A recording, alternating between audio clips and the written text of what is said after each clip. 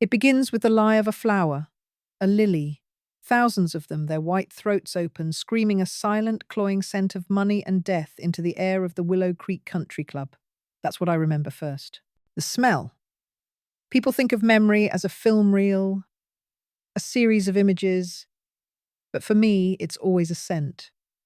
Richard, my late husband, always smelled of damp earth and something metallic, like old coins. My son Mark smells of quiet desperation and expensive, ill-fitting cologne. And Amelia, my granddaughter, she smells of nothing at all. She is polished to a perfect sterile sheen like a marble statue, beautiful and utterly cold. The wedding was her masterpiece of sterility. Ice sculptures melted under warm lights, casting distorted reflections of guests whose smiles were as brittle as the spun sugar on the 5-foot cake. I sat at the head table, a carefully placed prop. The matriarch. The family's living bank account. My checkbook had bled for this day, for the Vera Wang gown, for the French champagne that cost more per bottle than my first car. I didn't mind. I'd told myself it was the last great gift I could give, a final cornerstone for a family I had built. I was a fool. A rich fool, but a fool nonetheless. I watched Mark across the table. At 55, he still looked like a boy who'd been caught reading his father's private letters. His shoulders slumped inside his tuxedo, his eyes darting everywhere but at me. He was a man hollowed out by a powerful father, and now I was beginning to realize a powerful daughter. He fidgeted with his silverware, the clinking sound lost in the drone of conversation and the soft jazz quartet in the corner. Then came the moment, the clinking of a glass. Amelia rose a vision in white silk. Her new husband Liam, a handsome vacant boy with a trust fund and the moral depth of a wading pool, beamed at her. The room fell silent. Amelia's smile was a work of art, practiced and perfect. It was the smile she used for magazine photographers and the chairwomen of charity boards. It never ever reached her eyes. "Liam, my darling," she began, her voice smooth as cream. "I knew from the moment I met you that my life had finally found its purpose." A collective sentimental sigh rippled through the audience. She spoke of their love, their future, their shared dreams of building an empire, and it was all beautifully scripted. She thanked her father Mark, who looked up startled like a student being called on by a teacher he feared. He managed a weak, watery smile, and then she turned. Her gaze clear and sharp as a shard of glass landed on me. The spotlight seemed to follow, pinning me to my seat. The air grew still. And of course, Amelia said, her smile widening just a fraction, "I have to give a very, very special thank you to my grandmother Elizabeth." She raised her champagne flute in my direction. The gesture was a tribute. The words were a shiv. None of this perfect day, would have been possible without her. The room was warm with appreciation. I could feel their eyes on me, these people who had known me for decades, who had attended parties in my home, who had benefited from Richard's influence. They were smiling. Amelia let the pause hang in the air, a master of timing. Truly, she continued, her voice dripping with something that sounded like affection but felt like acid. "We owe it all to the senile old woman who paid for everything." Silence. Not a gasp, not a murmur. A dead, hollow, absolute silence that sucked all the air from the room. It lasted for 2 seconds, maybe 3. It felt like an eternity. In that silence, I saw it all. I saw the calculated cruelty in her eyes. I saw the flash of panic, then pathetic resignation in Mark's face as he stared intently at a bread roll. I saw Liam's blank, handsome features flicker with confusion before settling back into a placid, supportive smile for his brilliant new wife.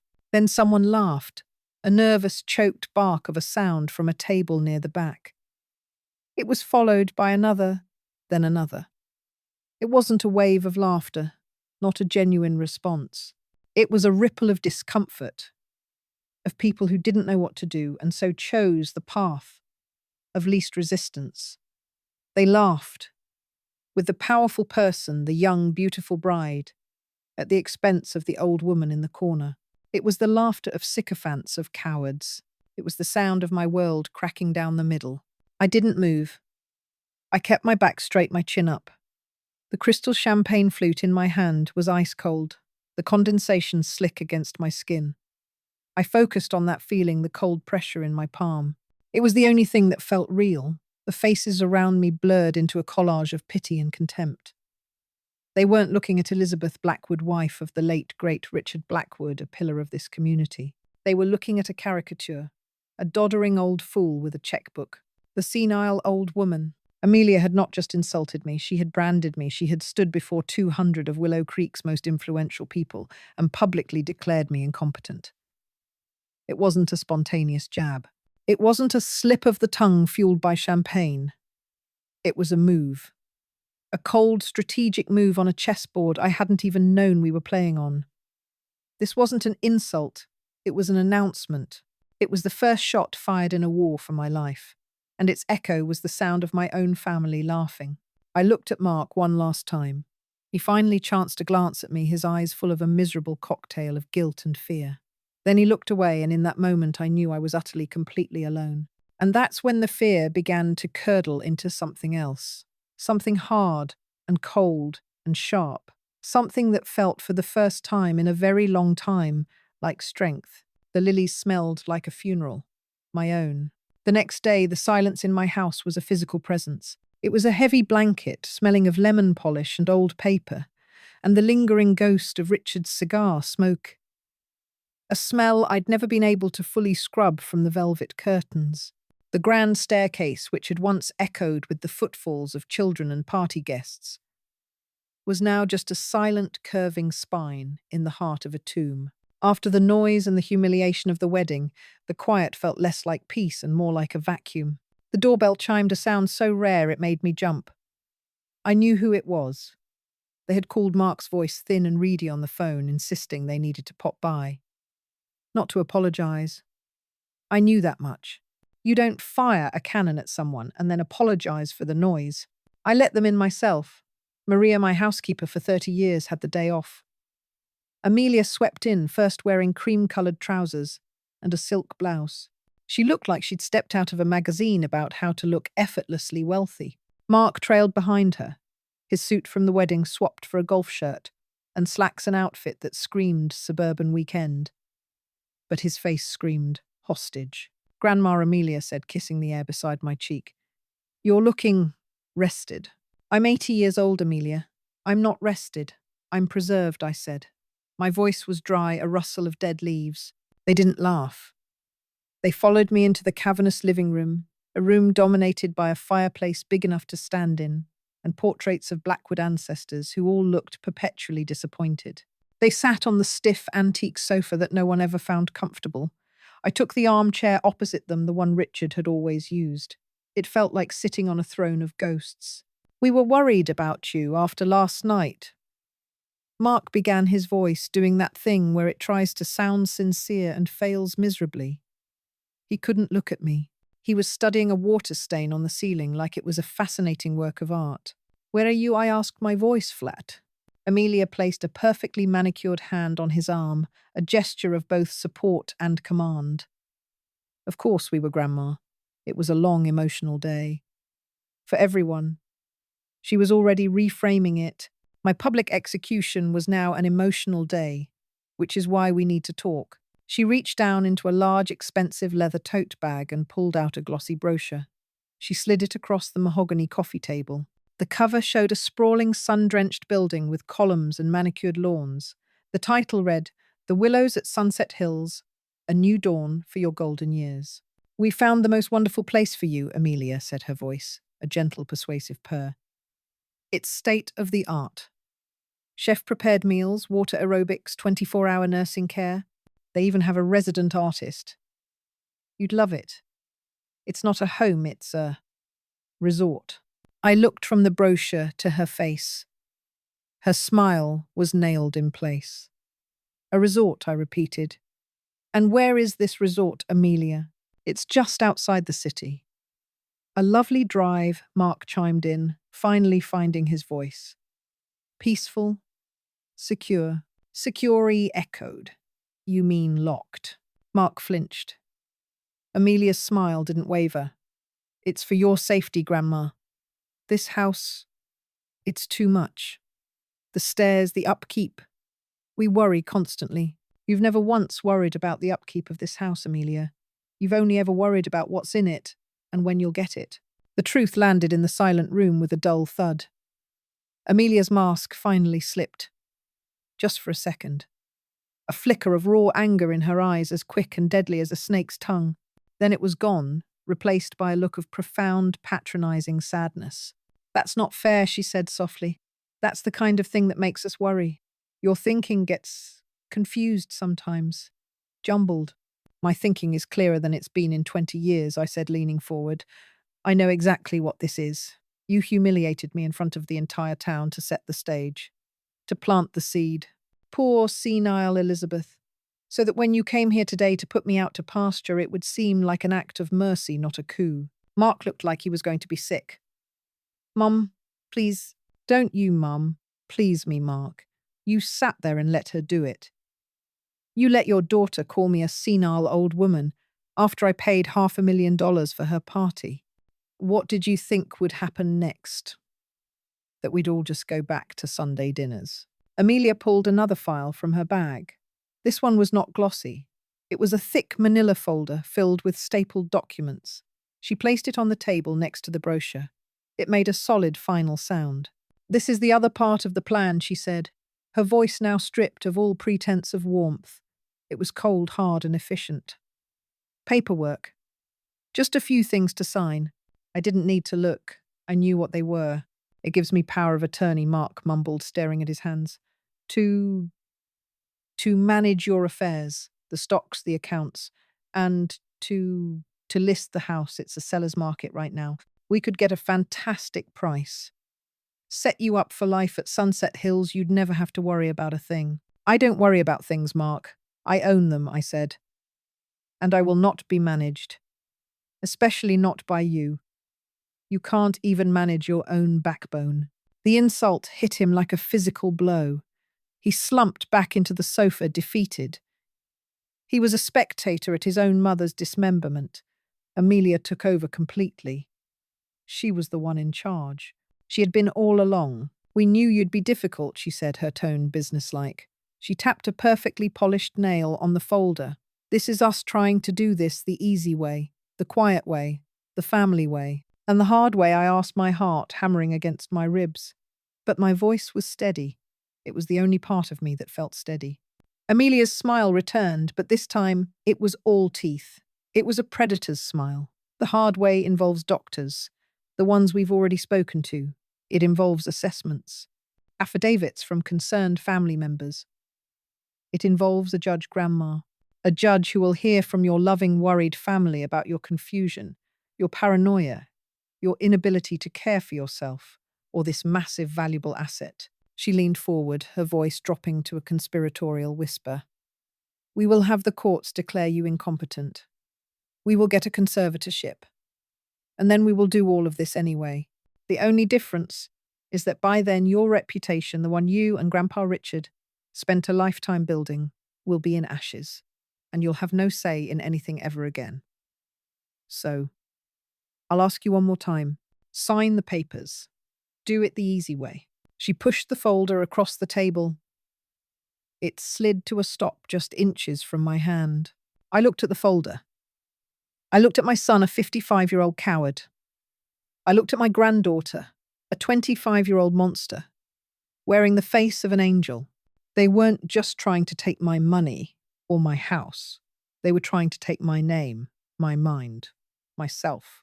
They were trying to erase me. I stood up. My knees ached, but I didn't let it show. I stood as tall as my 5'4" frame would allow. Get out of my house, I said. My voice didn't tremble. It was a command. Amelia's face hardened into a mask of pure fury. You will regret this, she hissed. The only thing I regret, I said, looking directly at Mark, is raising a son who would mistake a viper for a daughter. I turned and walked out of the room, not looking back. I heard Amelia start to say something else, but Mark cut her off with a panicked, Amelia, let's just go. I heard the front door open and close, and then the silence rushed back in heavier than before. It was no longer a vacuum. It was the silence of a battlefield after the first bloody exchange, thick with the promise of more to come. I stood in the hallway, my hand flat against the cool, flocked wallpaper, and I let myself tremble, just for a moment. Then I pushed myself upright and walked toward Richard's study. The war had begun, and I needed to find my weapons. I never went into Richard's study, not when he was alive and not in the 5 years since he'd been gone. It was his sanctuary, his fortress. The door was always locked. He told me it was because of the sensitive financial documents, the proprietary business plans. But it was more than that. It was a space that was his and his alone. Entering it felt like a violation, a trespass against his memory. But his memory was no longer a sacred thing. It was just another part of a past I now had to dismantle to survive. The key was in its usual place, on a small hook behind a landscape painting in the hall, a test I'd always thought. He wanted to know I could get in, but trusted that I wouldn't dare. I took the key. It was cold and ornate. The lock turned with a well-oiled, expensive click. The air that hit me was stale, a sealed-off pocket of time. It smelled of leather-old paper and that faint metallic scent of Richard himself.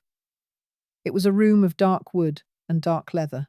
A massive mahogany desk dominated the space, its surface clear, except for a single pristine blotter. The walls were lined with books, but not books for reading.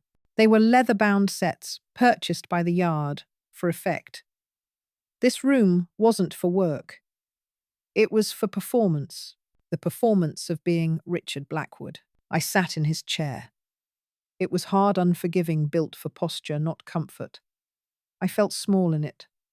For a moment, the weight of his presence, the decades of being his wife, his partner, his accessory pressed down on me. The doubt that Amelia had so expertly planted began to sprout. Maybe they're right. Maybe I am confused. This is too much. I'm an old woman. What can I do? Asterisk. I almost gave in. I almost picked up the phone to call Mark to tell them I would sign that I would go quietly to the resort for senile old women. I looked around the room at this monument to a man I had loved, or thought I had, and I felt a wave of profound exhaustion. Then my eyes landed on the desk drawer, the one he always kept locked. The finance drawer. My purpose returned like a jolt of electricity. I had to fight, and to fight I needed money. Real money, uncontrolled money. I tried the drawers of the desk. All locked. Of course. I looked for a key, but there was none. Panic began to prickle at the back of my neck.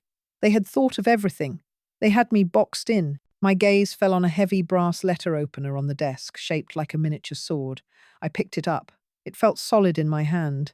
Without a second thought, I jammed the tip into the seam of the top drawer and pried. The wood splintered with a sickening crack. It was an act of vandalism. An act of rebellion. It felt wonderful. Inside, I didn't find checkbooks or bearer bonds. I found neatly organized folders, all labeled by a company I didn't recognize. Sterling Financial Group. I pulled one out. It was a recent statement for one of my main investment accounts. The numbers were all there, but at the bottom, in small print, was a note: management transfer effective the 1st of April 2025. All correspondence to be routed through Sterling Financial Group C. O. Mark Blackwood. The 1st of April. Months ago. While I was busy choosing flower arrangements for the wedding, they were systematically hijacking my life. I went through the other folders. It was all there. A meticulous step-by-step takeover. Even a copy of a letter on my old accountant, Arthur's letterhead. A retirement announcement. It looked authentic, but Arthur had sent me a Christmas card just 4 months ago from a cruise ship, talking about how much he loved his job and would never quit. The letter was a forgery. The scope of their betrayal was breathtaking. It wasn't just Amelia's ambition or Mark's weakness. This was a cold, calculated, long-term plan. They hadn't just built a cage. They had been building it around me for months, bar by invisible bar, and I had never even noticed. The humiliation at the wedding wasn't the first shot. It was the final move designed to break my spirit, so I'd walk into the cage myself. I felt a surge of pure, white-hot rage. It burned away the fear and the doubt. They thought they had me. They thought I was a fragile old relic, a museum piece, to be dusted off, admired, and then stored away in a climate-controlled box. They had forgotten what I was made of. I had survived Richard Blackwood. I could certainly survive them. But how they controlled the money? They had doctors and lawyers. They had a narrative. I had nothing but a splintered desk and the truth. And the truth I knew was a currency that had very little value in a courtroom. Then I remembered. The phone. Months earlier, I'd been watching a news report about a hurricane, about people being cut off from their families. A small paranoid thought had lodged in my brain.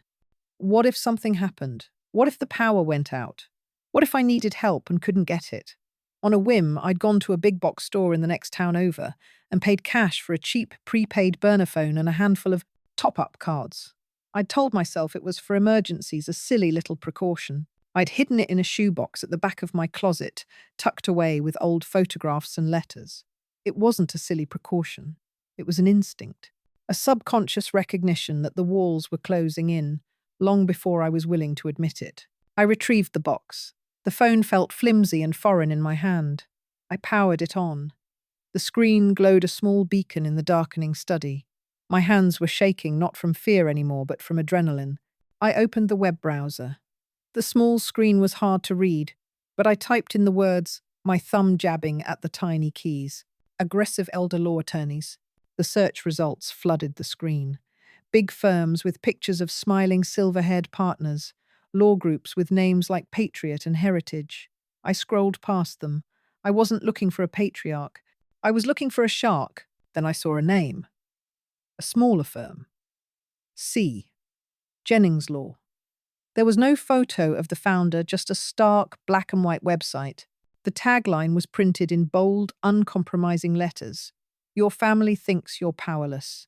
We think they're wrong. Below it was a blog post written by the founding attorney Chloe Jennings. The title was, Love is not a blank check fighting predatory conservatorships. I read the first few lines. Her words were sharp, angry, and precise. She wrote about the language of abuse, how words like concern and safety were used as weapons to strip the elderly of their autonomy.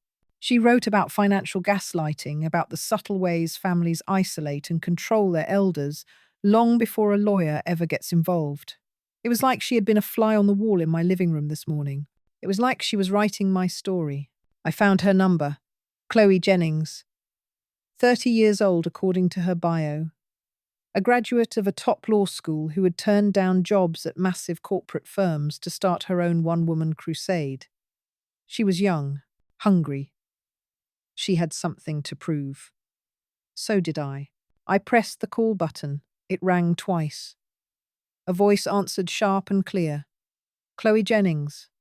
No assistant. No receptionist. Just her. My own voice caught in my throat. I cleared it, gripping the burner phone so tightly my knuckles were white. I stood in the dead center of my dead husband's study, a room built to intimidate me, and I found my voice. It was trembling, but it was firm. My name is Elizabeth Blackwood, I said. The words felt momentous, like a vow. My family thinks I'm senile. I need to prove them wrong. There was a pause on the other end. Not of judgment, but of assessment. I could almost hear her mind working. Go on, Mrs. Blackwood, Chloe said, her voice calm and professional. I took a breath. They want to put me in a home. They've seized my finances. They threatened me with court action if I don't sign over power of attorney. I paused, the final piece of the puzzle, the one that burned in my gut, rising to the surface. And I need to know why. The call came on a Tuesday. The sky was the color of dishwater, and the air in the house felt thin, used up. My lawyer Chloe didn't waste time with pleasantries. Her voice was like gravel poured over silk smooth, but with a hard edge you couldn't ignore. They filed, Elizabeth, she said. The petition for conservatorship landed on my desk an hour ago. I sat heavier in my armchair, the floral pattern pressing into my back. My teacup rattled in its saucer. On what grounds? My own voice sounded reedy. A stranger's. The wedding, for one. They're painting your speech as a public psychotic break. And they have a doctor's report. I snorted. Doctor? That boy was barely old enough to shave. He asked me who the president was and what day it was. I was with him for 10 minutes. Dr. Alistair Finch, Chloe read. His report cites significant cognitive decline and paranoid delusions. He recommends immediate intervention for your own safety. The walls of my living room, the room where I had raised my son, where I had hosted decades of Christmases, suddenly seemed to be leaning in. The ceiling felt lower. A cage. A beautifully furnished, very expensive cage. They're fast, I murmured. They're not just fast, Elizabeth. They're smart. Chloe corrected her tone sharpening. They're building a narrative. The frail, confused matriarch who is a danger to herself. The loving family stepping in to protect her. A judge sees this file, sees the doctor's report. It's a steep hill to climb. These cases are designed to be fast-tracked. The system defaults to caution, which usually means taking away the very rights you're trying to protect. The line went quiet for a moment. I could hear her breathing the faint click of a keyboard in her office. She was waiting for me to crumble. What do they want? I asked, my voice barely. A whisper. Everything, Chloe said. Blunt and final. Full control over your finances, your medical decisions, your residence. The petition specifically requests the authority to sell your home to cover the costs of your long-term care at a facility of their choosing. Sell my home. The words hung in the air, thick and poisonous. This house was the one thing Richard and I had built together that was truly ours. It was more than brick and mortar. It was a library of my life. Every scuff on the floorboard, every faded patch on the wallpaper was a memory. So I'm a prisoner waiting for a sentence, I said. No. Chloe's voice was firm now, a commander's. You're a fighter in a war you didn't ask for. We fight back. We get our own evaluation, we file a counter-motion, we depose that quack Dr. Finch. But they have momentum. We need something to stop them in their tracks. We need leverage. Leverage. The word echoed after she hung up. How do you find leverage against your own son? Against the granddaughter you bounced on your knee? They had turned my love into a weapon and were now using it to carve up my life. I walked through the silent house. My footsteps were too loud on the hardwood floors. I felt watched not by ghosts, but by the future they were planning for me. An anonymous room in a high-end facility. Jello for dinner. A television babbling in a corner. The slow, dignified erasure of Elizabeth Blackwood. Number. My mind, the very mind they were trying to declare incompetent, started working. It sifted through decades of memory, looking for a seam, a crack. Money. It always came back to money. Mark wasn't a monster. He was just weak. And Amelia was ambitious. They wanted the estate. And they wanted it now. But Richard, my husband, had been anything but weak. He was meticulous, calculating, a man of secrets and ledgers. He trusted no one, least of all the future, his old financial records. Not the sanitized versions the new accountants had, but his private files. The ones he kept himself. He always said, the real story is never in the summary. Elizabeth, it's in the margins. Where would a man like Richard hide his margins? My eyes were drawn to the end of the upstairs hallway, to the one door that had remained closed since his funeral. The door to his study. It was locked. It had always been locked. It was his sanctuary, his fortress. The one room in this house that had never felt like mine. I had a key for every other door, but not that one. He'd said the chemicals he used for his hobby were volatile, not safe. I'd accepted it. One of the 1,000 small surrenders a wife makes over a lifetime. I went to the kitchen and retrieved a slender paring knife and a credit card from my purse. My hands were shaking, but not from fear. It was something else. A cold, electric resolve. At the end of the hall, the dark wood of the door seemed to absorb the light. I knelt my old knees, protesting, and slid the knife into the gap between the door and the frame. I worked the credit card in behind it, jiggling, pushing, feeling for the latch. For a moment, nothing. Then a soft, metallic click. It sounded like a bone snapping. The door swung inward with a low groan, releasing a breath of stale, cold air. It smelled of dust mothballs and something else. Something faintly chemical and wild. I stood up, my heart hammering against my ribs, and stepped across the threshold. I was no longer just a wife, a mother, a grandmother. I was an intruder in my own home, searching for a weapon to save my life. The room was just as I remembered it from the rare occasions he'd left the door ajar. Dark wood paneling, floor-to-ceiling bookshelves filled with leather-bound volumes nobody ever read. A massive mahogany desk dominated the center of the room, polished to a mirror shine. But it wasn't the books or the desk that held the eye. It was them, the audience. They were everywhere. On shelves, on pedestals, on the mantelpiece above the cold fireplace. A red fox snarling silently. A great horned owl wings spread as if in mid-flight. A badger frozen in time, its claws resting on a piece of faux rock. And dozens of smaller creatures. Squirrels, rabbits, pheasants, all of them perfectly preserved, their glass eyes gleaming in the dim light filtering through the grimy window. They watched me, a silent, unblinking jury. I'd always hated this room. I'd told Richard it was morbid. He'd laughed, calling it his tribute to the beauty of nature. Now, standing in the chilling silence, I felt their collective gaze as a physical weight. The glass eyes seemed to follow me as I moved towards the desk, Richard's sanctuary, Richard's tomb, and I was about to desecrate it. The desk was a fortress in itself. I pulled at the first drawer. Locked. The second, the third. All locked. Of course.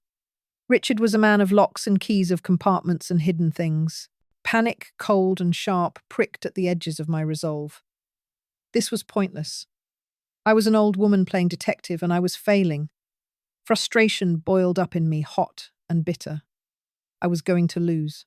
They were going to put me in a box and close the lid, and the last thing I'd see would be Amelia's triumphant smile. My hand clenched into a fist. I slammed it down on the desk. Not a ladylike tap, but a hard, cracking blow. The impact vibrated up my arm.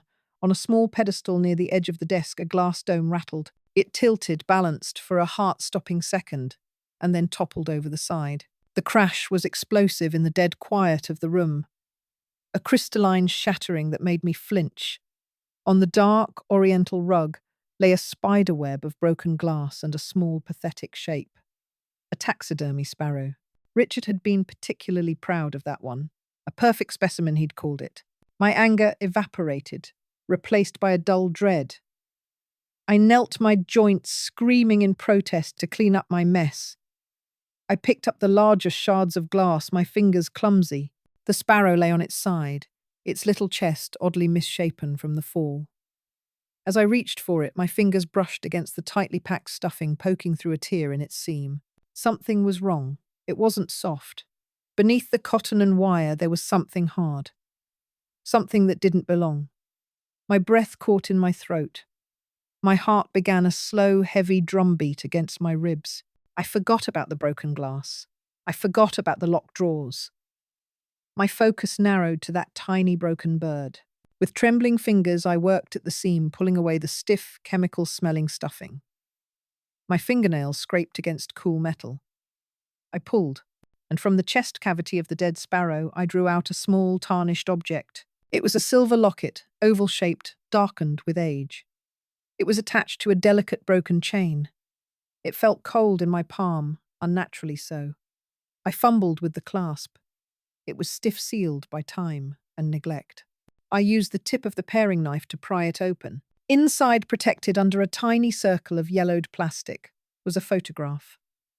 A faded black and white headshot of a teenage girl.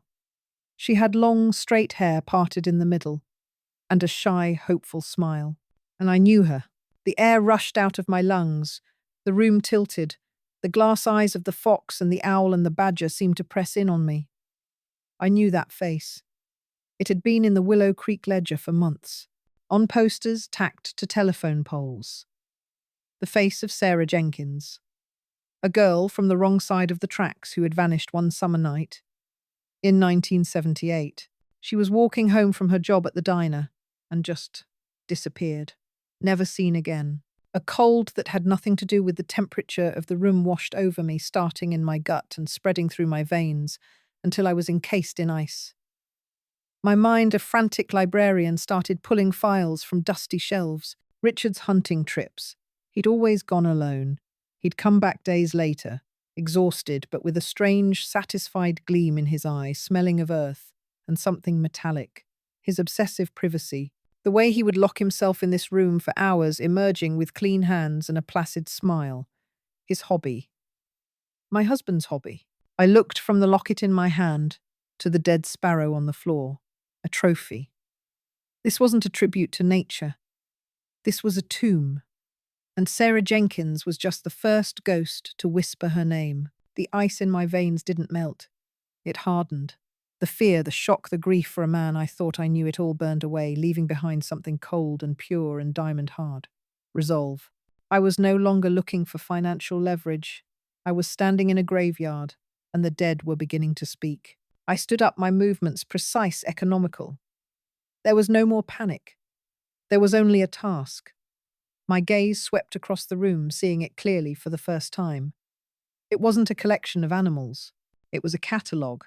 I moved to the fox first. It was mounted on a polished oak plinth.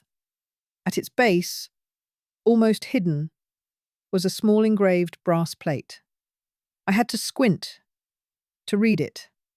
Volps, Volps. October 1982. My secret phone felt heavy in my hand. My fingers, steady now, tapped the screen. I didn't need to type much. Willow Creek disappearance 1982. The results loaded instantly. A grainy newspaper clipping. A young man, barely 20. David Miller. A college student last seen hitchhiking on the Old County Highway in late October 1982.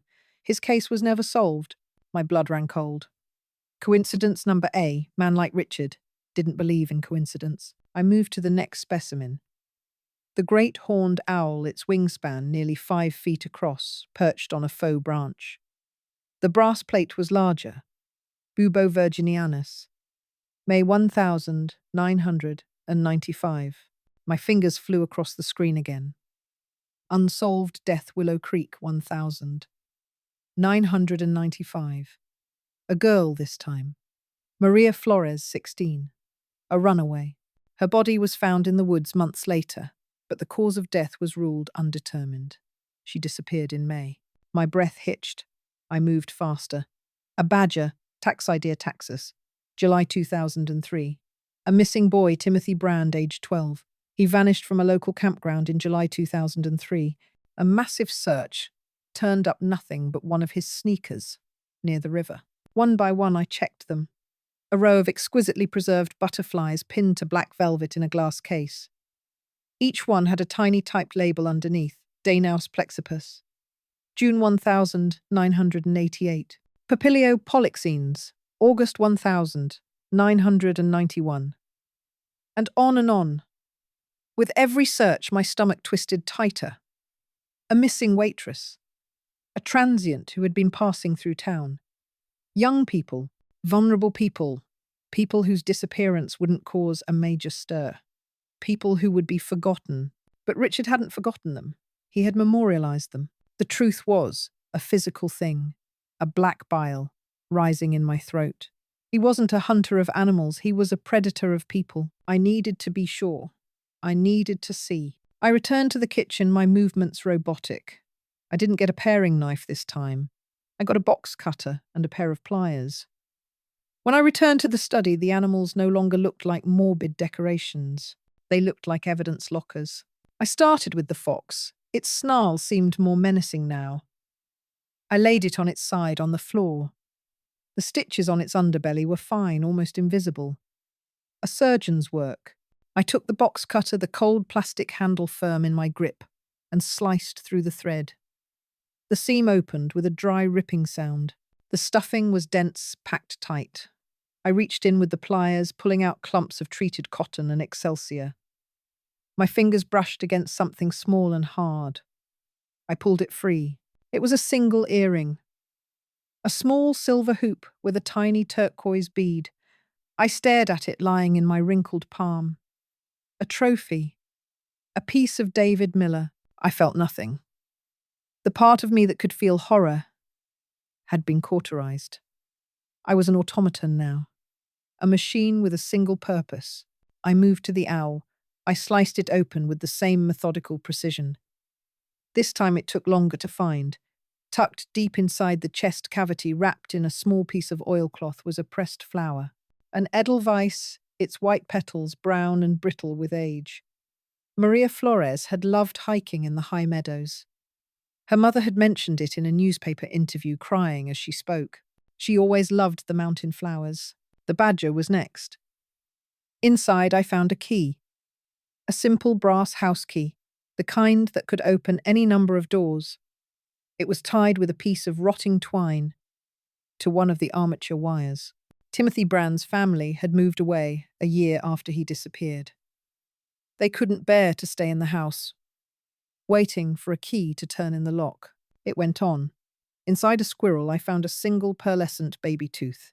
Inside a stoat, a tarnished cufflink with the initial R, not for Richard.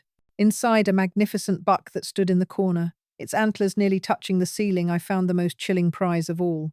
Tucked into the cavity where its heart should have been was a small leather-bound diary. The pages were filled with the loopy, earnest handwriting of a teenage girl. I didn't need to read it. I knew what it was. I stood in the center of the room, surrounded by the disemboweled remains of my husband's collection. The air was thick with the smell of dust and death and secrets. The house my children wanted to sell, the legacy they were so eager to claim, wasn't built on smart investments and community standing. It was built on a graveyard. The foundation was made of bones. And then the final terrible question bloomed in the wasteland of my mind.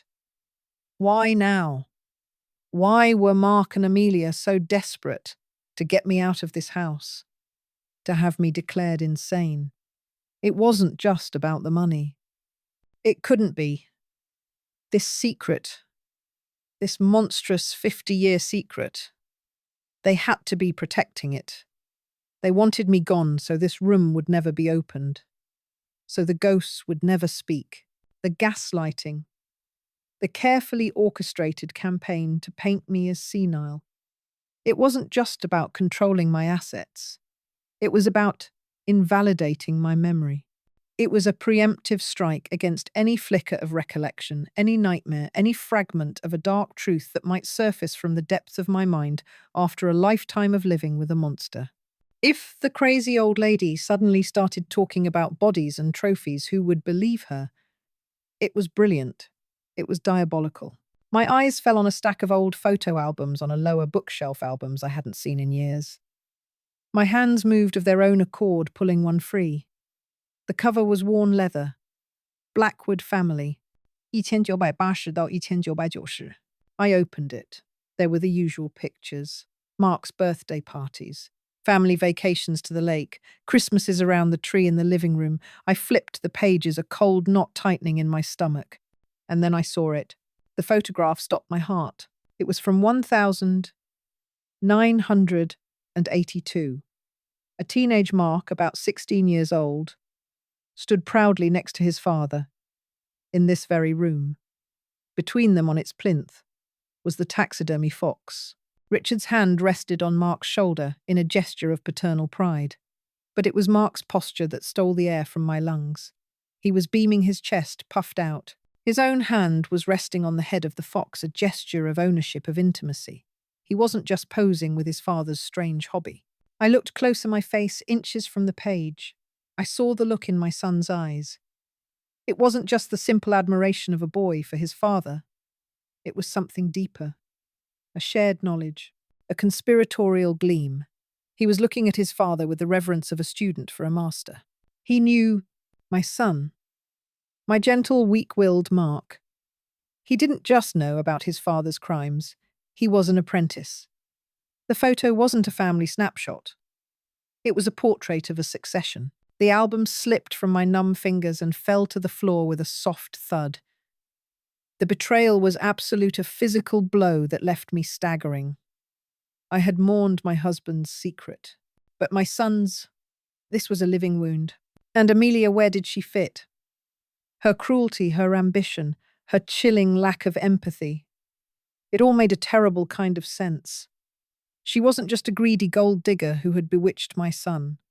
She had been chosen, Mark weak, as he was needed a partner with a spine of steel, someone who could handle the family business, someone ruthless enough to guard the secrets and perhaps to continue the collection. The loving granddaughter so concerned for my welfare. She wasn't trying to put me in a home. She was trying to ascend to a throne. This house wasn't just a property to be sold. It was a kingdom to be inherited. She was the designated successor to this dynasty of death. I stood there in the wreckage of my life, surrounded by the evidence of my husband's evil and my children's complicity. The walls of the cage were gone. The fight for my house, for my freedom, was over. A new war had just begun. And this time I wasn't fighting for leverage. I was fighting for them. For Sarah and David and Maria and Timothy and all the others. I was no longer a victim. I was their instrument of vengeance, and I would burn the entire Blackwood legacy to ash. The sterile air of Chloe's office felt like a different planet from the dusty, secret-filled rooms of my home. The mahogany desk between us was wide-polished to a mirror sheen, but it was cluttered now. Not with legal pads or files, but with the artifacts of my husband's hidden life. The broken sparrow lay on a piece of velvet. Beside it, the silver locket opened to show the faded, smiling face of a girl I now knew was named Sarah. Then came the others.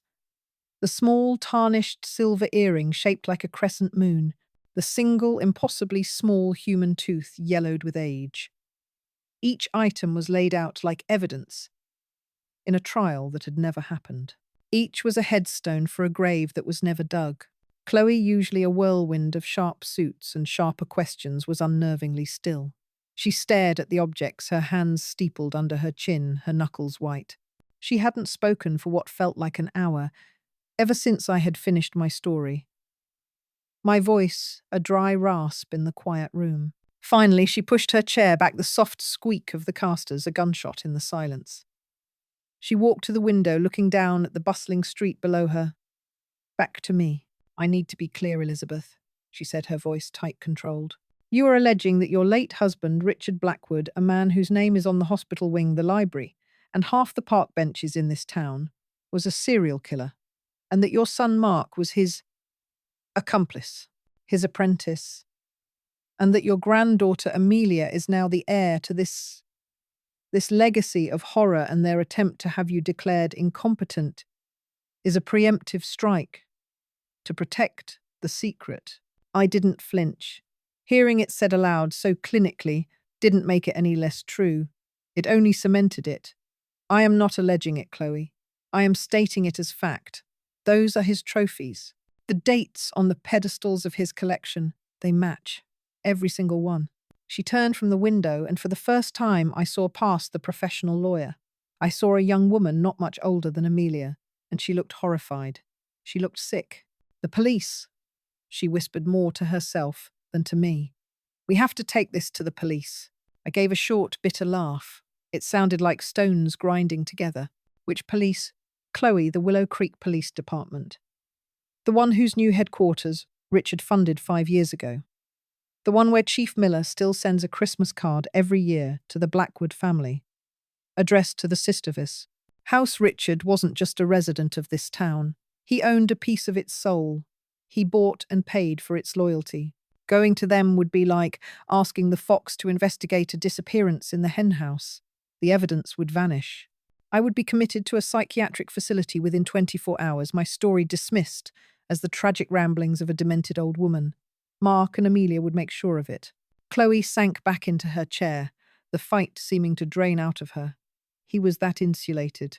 He was a fortress, I said, and his walls are still standing. His money, his influence, they didn't die with him. They were inherited. Mark wields them now. Chloe ran a hand through her hair, messing up its perfect arrangement. She picked up a pen and tapped it a rapid, frantic rhythm against her legal pad. Tap, tap, tap. The sound of a mind racing, hitting dead end after dead end. A federal investigation, then. The FBI. They wouldn't be in his pocket. And how do we get to them? I asked, leaning forward. We walk into their field office. An old woman and her lawyer with a box of dusty birds and a story that sounds like a Gothic novel. They'll open an inquiry, sure.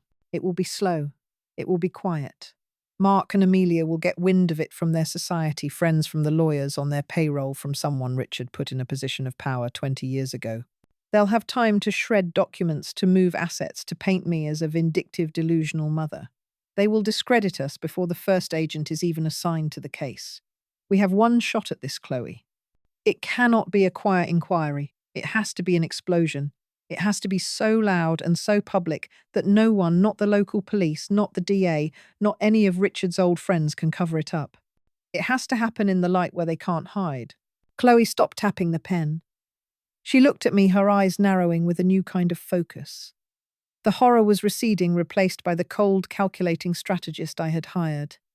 In the light, she repeated softly. She swiveled her chair to her computer, and her fingers flew across the keyboard.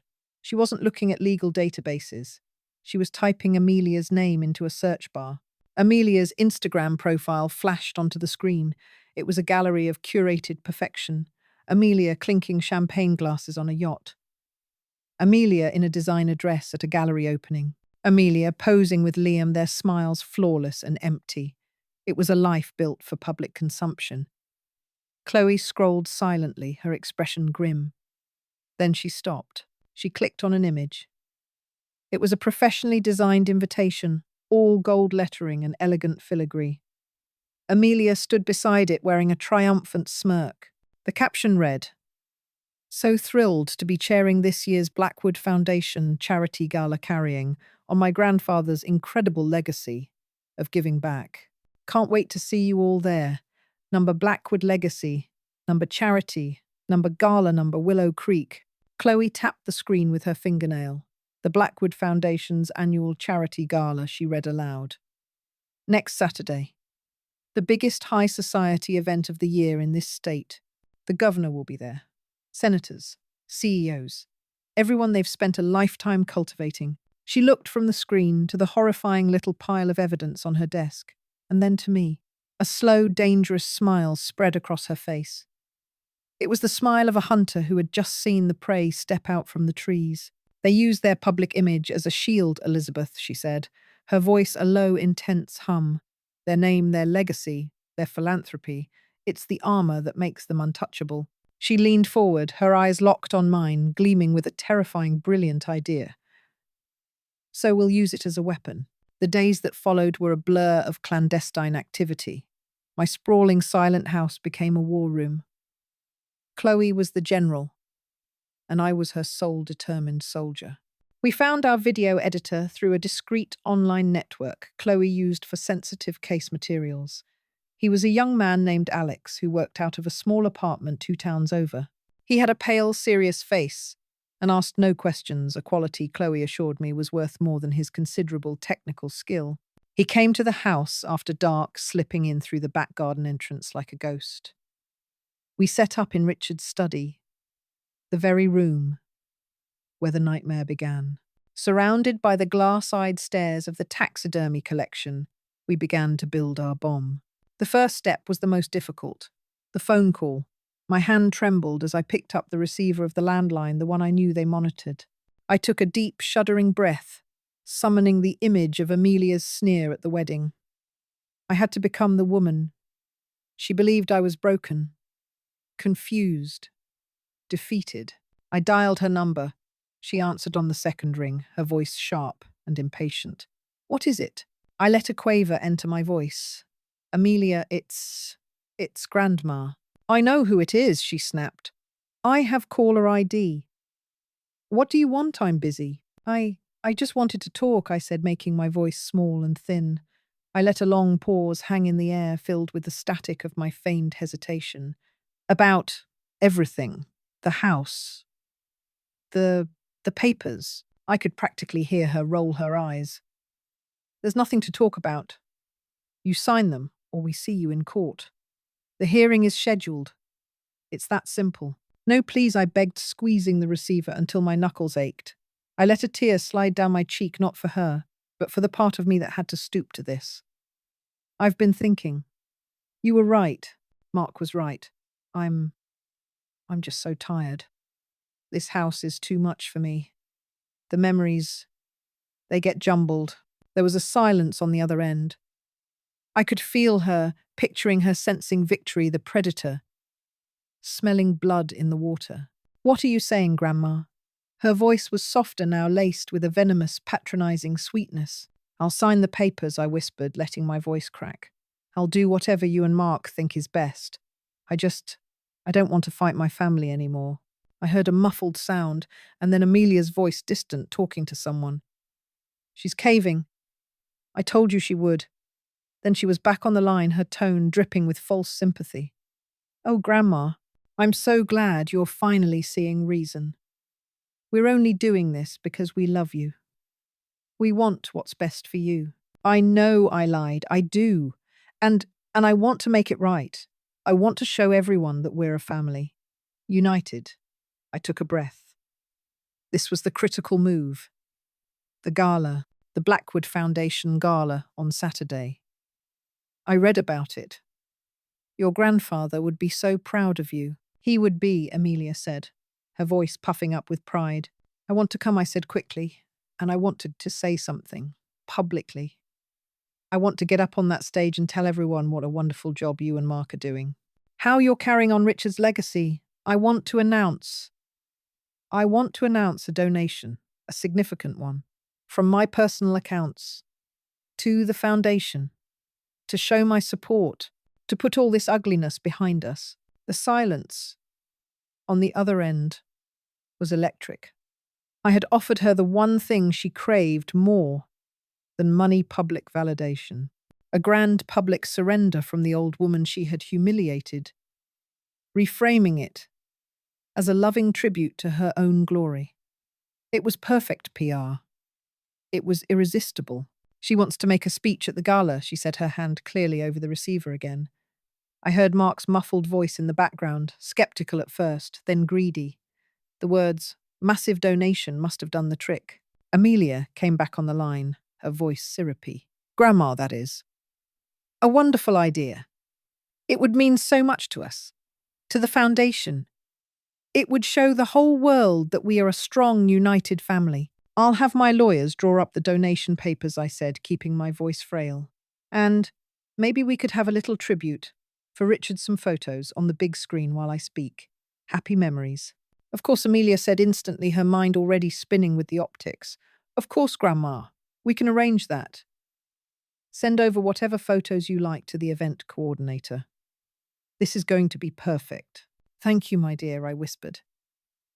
"Thank you for being so understanding." "We love you, Grandma," she said, the lie sliding off her tongue with practiced ease. She hung up. I held the receiver for a long moment, listening to the dial tone. My hand was steady now. The tear on my cheek had dried. It wasn't a tear of sadness. It was a tear of rage hardening into crystal. The next few nights were spent in the eerie glow of Alex's laptop screen. The project file was named Richard's Legacy. We worked in near silence, the only sounds, the click of his mouse, and the low hum of my voice as I recorded the narration. I sat in Richard's leather armchair, a high-quality microphone on the desk in front of me. Reading the script Chloe and I had prepared was like swallowing acid. Each word was a memory, a piece of the horrifying puzzle I had spent a lifetime refusing to see. "My husband, Richard Blackwood, was a collector," I began, my voice steady cold, devoid of the emotion that churned in my gut. "He was known for his collection of art, of classic cars, of fine wines. But he had another collection, a secret one." Alex didn't look up from his screen. He was a professional. He took the audio file, cleaned it, layered it. He took the high-resolution photos I had taken of the locket, the earring, the tooth. He scanned the yellowed newspaper clippings Chloe had unearthed from digital archives, stories of missing persons and unsolved tragedies that had haunted the region for 50 years. We started the video with their vision of the legacy, photos I'd provided from old family albums. Richard beaming, cutting the ribbon at the hospital. Richard with a young Mark on his shoulders, both of them laughing. A Christmas photo with the whole family me included a frozen smile on my face. The music was gentle orchestral, full of warmth and prestige. It was the perfect tribute. Then at the 2-minute mark, Alex inserted a single frame of pure black. The gentle music would cut out, replaced by a deafening silence. And then my voice would begin. As he worked stitching the images to my words, the true story took shape on the screen. The smiling photo of Sarah from inside the locket juxtaposed with the headline, "Local Teen Vanishes After County Fair." The delicate silver moon earring followed by a photo of a college student, a musician, who was last seen leaving campus library. The tiny tooth, followed by a grainy school picture of a little boy who had disappeared while walking home. Watching it come together was suffocating. This was not just a plan for revenge, it was an excavation. We were unearthing graves that had been hidden in plain sight. The final piece of the puzzle was logistics. "How do we make the switch?" I asked Chloe one evening as we watched the final cut of the video. It was 10 minutes long. 10 minutes of absolute devastation. "Amelia's ego is our key," Chloe said, her eyes fixed on the screen. She sent me the contact info for the AV coordinator for the gala, a man named Henderson. "She expects me as your lawyer to send over the photo tribute file. She's so confident, so arrogant, she won't even think to review it herself. She thinks you're a doddering old fool playing with photo albums." "But Henderson will see it," I insisted. "He'll load it into the system. He'll see what it is." "He will," Chloe agreed. "Which is why Mr. Henderson is about to have a very bad, very sudden case of food poisoning on Saturday afternoon. I have a friend, a freelance event technician, very reliable, very discreet, and very good at stepping in during last-minute emergencies. He will be the one to load the file onto the primary server. He'll use the file name Amelia is expecting Blackwood, tribute, final. The real tribute, the one with the smiling photos, will be loaded onto a backup drive, just in case anyone gets suspicious beforehand. But no one will. They are walking into their own execution, and they've handed us the axe." She turned to me, her expression deadly serious. "Are you ready for this, Elizabeth? Once that video plays, there is no going back. The world you knew, the family you had, it will all be turned to ash." I looked at the final image on the screen. It was a picture of the collection room of all the dead things in their glass cases. "My prison. That world was already a ghost story," I said. "And that family was a lie. Let it burn." The ballroom of the Willow Creek Country Club was a glittering sea of arrogance. Chandeliers dripped crystals like frozen tears from the high ceiling, casting a warm golden glow on the faces of Connecticut's elite. Men in tailored tuxedos laughed too loudly, their voices booming with the unearned confidence of inherited wealth. Women draped in jewels and silk moved through the crowd like exotic birds, their smiles bright and brittle. The air was thick with the scent of expensive perfume and the clinking of champagne glasses. I sat at the head table, a relic on display. Table number 1. The Blackwood family table. Mark was to my right. Amelia to my left. Liam, Amelia's vapid and handsome husband, sat beside her, looking bored and beautiful. They had positioned me between them like a trophy, a symbol of their victory. The defeated matriarch brought to heel. "Are you feeling all right?" Mother Mark asked, his voice a low murmur of false concern. He placed a hand on mine. It felt cold, heavy. "Not too much for you." "I'm fine, Mark," I said, my voice quiet. I kept my eyes down, playing my part, the frail, docile old woman.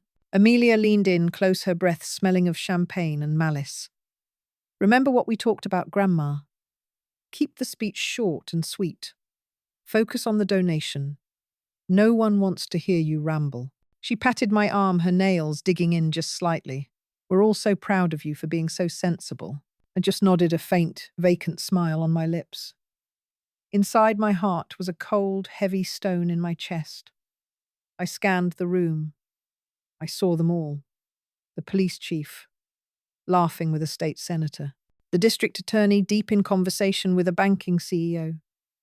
All the king's men. All the people who had enabled Richard, who had benefited from his largesse, who had looked the other way. They were all here, trapped in this glittering box with me. Chloe was at a table near the back, dressed in an elegant but understated black gown. She caught my eye for a fraction of a second and gave a nearly imperceptible nod. The technician was in place. The file was loaded. The bomb was armed. After the dinner service, the speeches began. The mayor spoke, praising the Blackwood family's unwavering commitment to our community. A senator sent a pre-recorded video message lauding Richard Blackwood's vision and generosity. It was a nauseating parade of scripted platitudes. Finally, it was Amelia's turn. She glided to the podium, basking in the spotlight. She was radiant, triumphant. "Thank you all for being here tonight," she began, her voice smooth and practiced. "To celebrate a legacy. The legacy of my grandfather, Richard Blackwood. He taught us that true wealth isn't what you have, but what you give." She paused, her eyes finding me at the table. A cruel, pitying smile played on her lips. "This year, that lesson has taken on a special meaning for our family. It has been a time of transition, but tonight it is a time of unity," she continued. "In that spirit, my grandmother Elizabeth Blackwood would like to say a few words.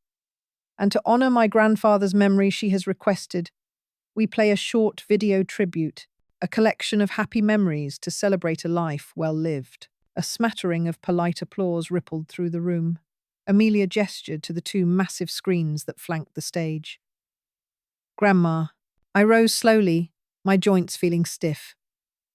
Mark helped me up, his grip firm on my elbow. I walked to the podium, my steps measured and deliberate.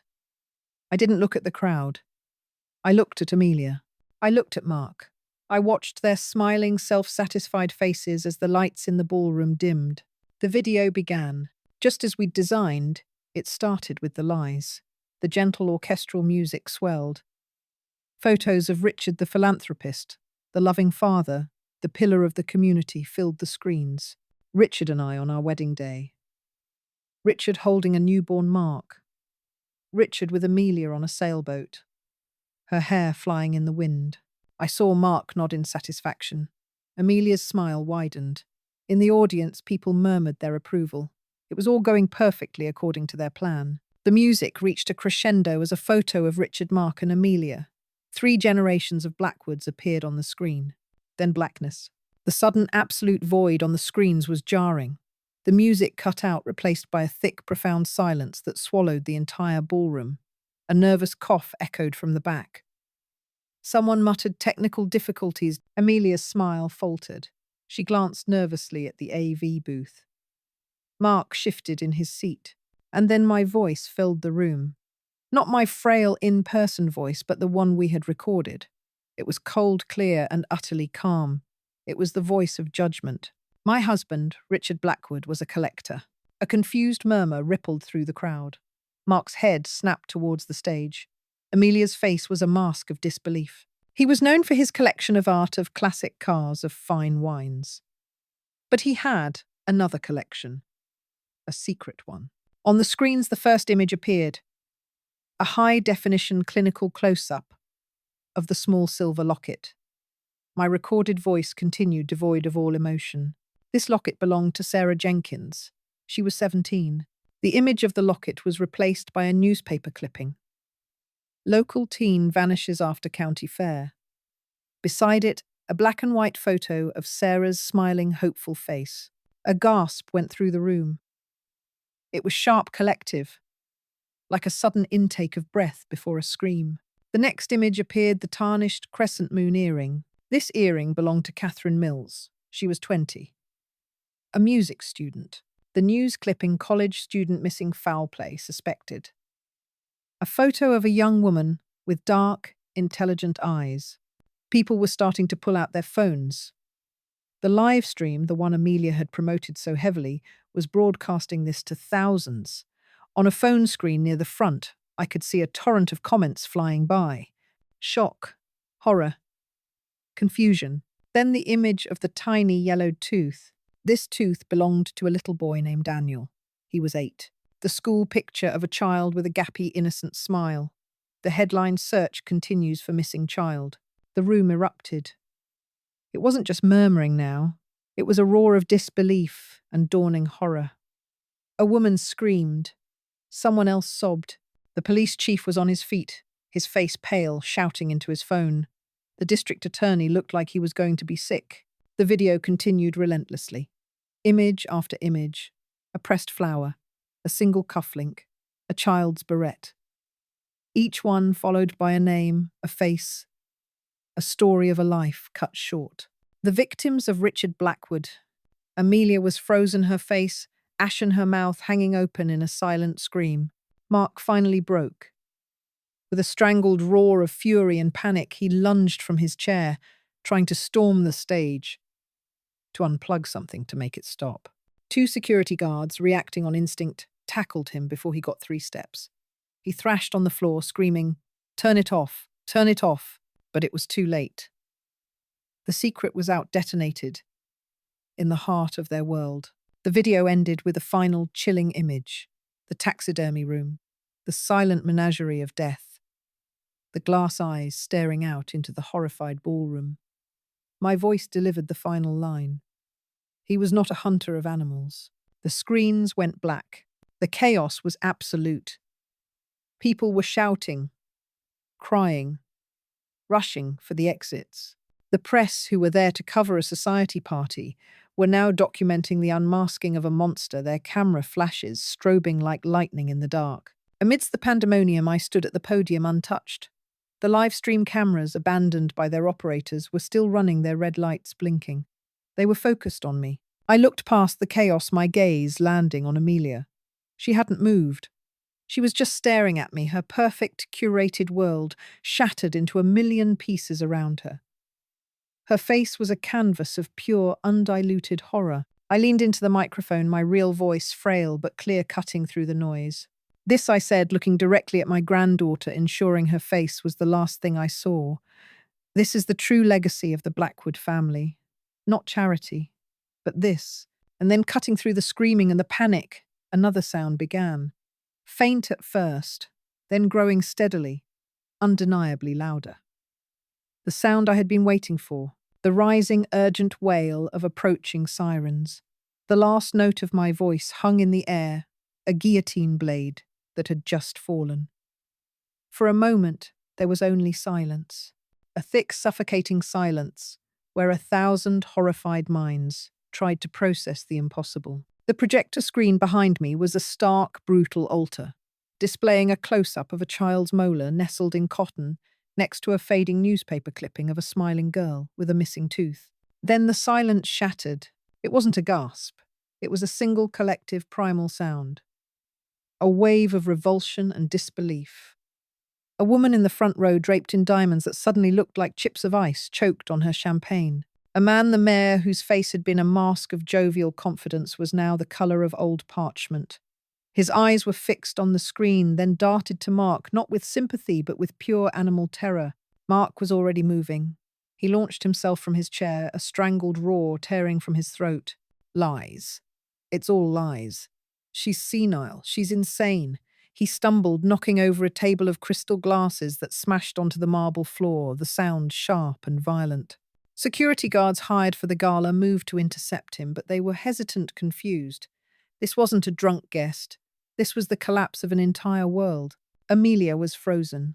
Her perfectly sculpted face was a canvas of utter ruin. The mask of cruel, polished ambition had been ripped away, and underneath was something hollow and panicked. Her eyes, wide and unblinking, were locked on me. She wasn't looking at her grandmother. She was looking at the executioner who had just read her sentence. Liam beside her looked like a ghost. He just sat there, his mouth slightly open, as if he'd been turned to stone. My lawyer Chloe was at my side in an instant. Her hand was a firm, steady presence on my arm. "Stay calm, Elizabeth," she murmured, her voice a low anchor in the rising storm of chaos. "This is it. They can't cover this." I didn't feel calm. I didn't feel chaotic. I felt empty. A great hollow space had opened inside me, where fear used to live. I watched Mark flail against the guards, his expensive suit tearing at the shoulder. His screams were becoming more desperate, more pathetic. "She's making it up. My father was a good man, a great man." The first sirens began to wail in the distance, a faint, rising cry that grew closer with every second. It was a sound I had been waiting for, a sound I had dreaded and prayed for. It was the sound of the real world breaking through the gilded facade of Willow Creek. People were scrambling for the exits, now a panicked herd. The elite of the town, the ones who had smiled at Richard, who had accepted his donations, who had benefited from his influence, were now desperate to distance themselves from the stench of his legacy. Their flight was its own confession. Phones were out everywhere. The glow of 100 screens lit up the panicked faces, live streaming the implosion of the Blackwood dynasty. On Twitter, on TikTok, the hashtag number Blackwood Gala was already trending quickly, morphing into number Blackwood Butcher. The story was no longer mine. It belonged to the world.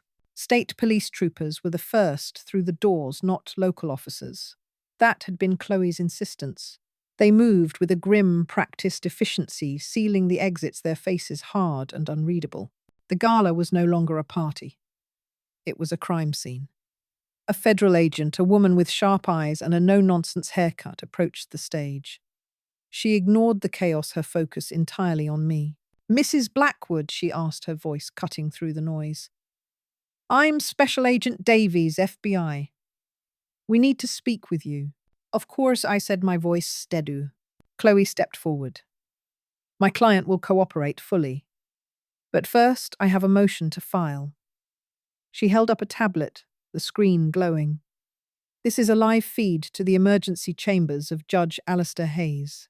He is reviewing the immediate and unconditional dismissal of the conservatorship petition filed by Mark Blackwood against his mother, Elizabeth Blackwood." Agent Davies glanced at the tablet, then back at me. A flicker of something, respect, maybe even sympathy, crossed her face.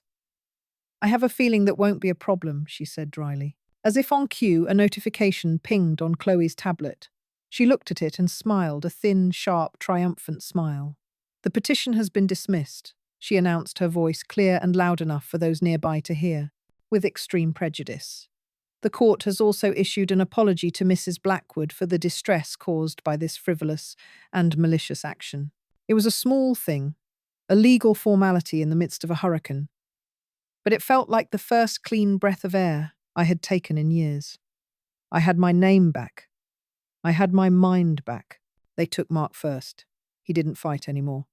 All the rage had drained out of him, leaving a slumped, defeated husk. As they led him away in handcuffs, his eyes found mine across the ruined ballroom. They weren't angry, they were pleading. He looked like the little boy who used to run to me when he'd fallen and scraped his knee, expecting me to make it all better. But the woman he was looking at was gone. She had died somewhere in the dark, dusty silence of Richard's office. Amelia was next. She was eerily composed. As the officers approached, she stood up, smoothed her designer gown, and held her wrists out. There was no emotion on her face, just a chilling reptilian coldness. But as they cuffed her, her eyes locked with Liam's. And in that one look I saw it all. Contempt. Disgust. He wasn't her partner. He was just another disposable asset. And he had failed to be useful. Liam began to stammer, to blubber, about how he knew nothing, how he was just the fiancé, but no one was listening. They took him away too. The investigation that followed was like turning over a large, flat rock in a damp forest. What scurried out into the light was pale, writhing, and abhorrent. Richard hadn't just been a killer. He had been an institution, a pillar of a corrupt community that had thrived in his shadow. The federal investigators, unburdened by local loyalties, ripped the town's secrets open. Chloe would visit me in the hotel where I was staying, bringing me updates like offerings. The mayor's offshore accounts with deposits that matched the dates of Richard's land deals made possible by the convenient disappearance of property owners. The retired police chief's pension fund, which was a slush fund fed by Blackwood Industries for decades of looking the other way. A sitting judge who had dismissed a missing persons case involving a young woman whose earring I had found inside a taxidermied fox. It was a secret society, not of cloaks and daggers, but of polite handshakes, charitable donations, and shared profitable silence. They weren't just accomplices. They were parasites that had fed on my husband's evil. The Blackwood name, once a symbol of wealth and power in Willow Creek, was now a curse. It was spray-painted on the stone gates of our estate. House of Horrors. The national news ran nightly segments, The Butcher of Willow Creek, with Richard's smiling, philanthropic photo juxtaposed with the pixelated faces of his victims. The family I had known was a fiction. The town I had lived in was a lie, and I was the one who had set the fire that was burning it all to the ground. A few weeks later, after the initial storm had passed and the long grinding process of justice had begun, I received a letter. It was from the prison, the handwriting on the envelope clumsy and desperate. It was from Mark. He wanted me to visit. Chloe advised against it. You don't owe him anything, Elizabeth. Not an explanation, not a goodbye. Nothing. I knew she was right. I didn't owe him a thing. But this wasn't for him.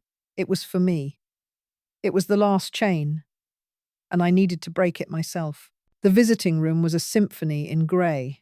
Grey walls, grey floor, grey metal tables bolted to the ground. The air smelled of disinfectant and despair. A thick pane of plexiglass separated me from the other side. I sat down on the hard plastic stool and waited. When he walked in, I barely recognized him. The tailored suits and confident swagger were gone, replaced by a drab orange jumpsuit that hung off his frame. He was thinner. His face was sallow, unshaven, his eyes hollowed out and haunted. The powerful, entitled man who had threatened to have me declared incompetent was gone. In his place was a broken, middle-aged man who looked startlingly like his father in his final sickest days. He sat down heavily, his hands shaking as he picked up the receiver. I picked up mine. The silence crackled over the line. Mother, he finally whispered the word, sounding foreign and brittle. You came. I came. I confirmed my voice. Flat, devoid of warmth. You have to help me, he began the words, tumbling out in a rush. You have to tell them. Tell them I didn't know. Not really. My father, he controlled everything. He controlled me. I was scared of him. All my life I was so scared of him. I just looked at him. I saw every lie, every deflection, every cowardly excuse chase across his face. I saw the boy who learned to stand by and watch the man who learned to profit from the silence. You have to make them understand, he pleaded, tears welling in his eyes. I was a victim too. He twisted me. He made me this way. I was just trying to protect the family, to protect his legacy. His legacy, I said, and the coldness in my own voice surprised me. Let's be clear about his legacy, Mark. His legacy is not in the buildings with his name on them or the money in the bank. His legacy is in a box in an evidence locker. It's a collection of teeth and lockets and dried flowers taken from the bodies of children he hunted like animals. That is the Blackwood legacy. He flinched as if I had slapped him. I didn't know about that part, he insisted, his voice cracking. Not the details. I knew he had secrets. Dark secrets. I thought it was business. Money. I would never. Stop, I said. The word was quiet, but it cut through his rambling like a shard of glass. He fell silent. Do you remember when you were 12? I asked, my voice dangerously soft. You came home from a hunting trip with your father.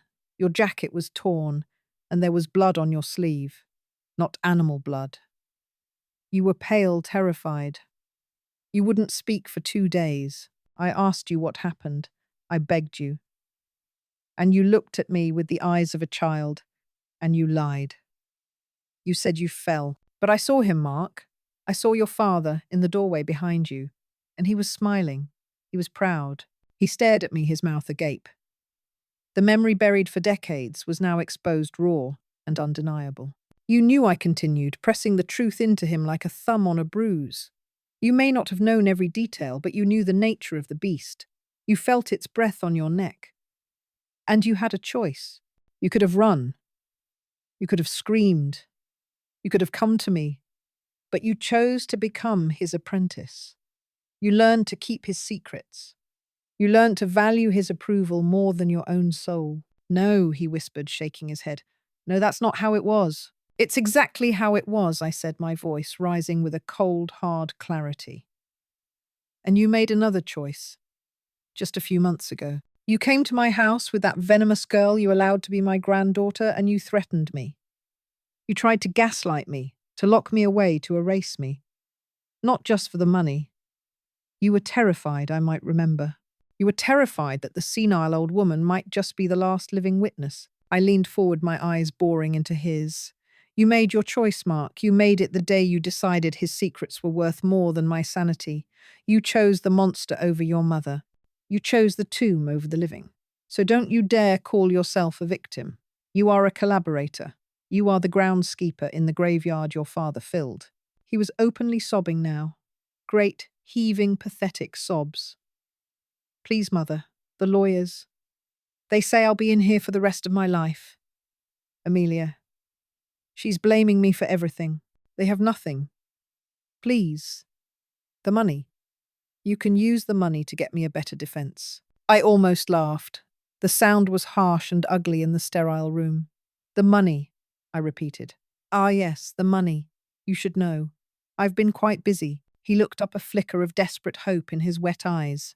I have liquidated every single asset, I informed him, speaking slowly and deliberately, savouring each word like a fine, bitter wine. Every stock, every bond, every property. The Blackwood Corporation is a hollowed-out shell. It no longer exists. His face went slack with shock. The money that could be proven clean, the small portion that predated your father's most prolific years, has been donated. All of it. It's funding several charities for the victims of unsolved crimes and their families. A new wing at a children's hospital is being named after Sarah Jenkins, the girl whose locket I found. You gave it away, he stammered. I gave away the clean part, I corrected him.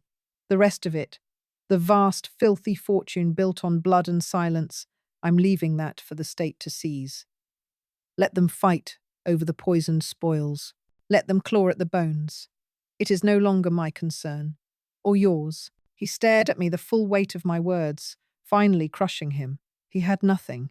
Less than nothing. His name was a curse, his freedom was gone, and the fortune he had sold his soul for had vanished into thin air. You have nothing left, Mark, I said, my voice softening just a fraction, not with pity, but with a sense of profound finality.